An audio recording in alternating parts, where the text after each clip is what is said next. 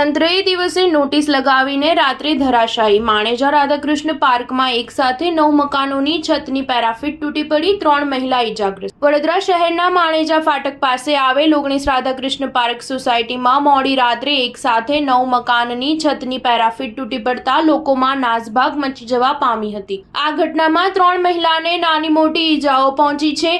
આ ઘટના બનતા લોકોમાં ફફડાટ વ્યાપી ગયો હતો। આ બનાવમાં રહીશોએ બિલ્ડરને જવાબદારી ઠેરવી તેની સામે રોષ વ્યક્ત કર્યો હતો। અહીં ઉલ્લેખનીય છે કે તંત્રએ ગઈકાલે જ બાંધકામ 30 થી 35 વર્ષ જૂનું હોવાથી મકાન માલિકોને નોટિસ આપી હતી અને ઘટના નોટિસ આપ્યાના દિવસે જ બની। શહેરમાં રવિવારે મેઘરાજાની ધમાકેદાર એન્ટ્રી બાદ વડોદરા શહેરમાં ઠેર ઠેર ઝાડ પડવા, હોર્ડિંગ તૂટી પડવા સહિત કેટલીક જર્જરિત ઇમારતોનો કેટલોક ભાગ પણ તૂટી પડવાની ઘટનાઓ સામે આવી હતી। શહેરના માણેજા ફાટક પાસે તુલસી વાટિકા સામે આવેલ 19 રાધાકૃષ્ણ પાર્ક સોસાયટીમાં મોડી રાત્રે લોકો પોતાના ઘરમાં આરામ ફરમાવી રહ્યા હતા।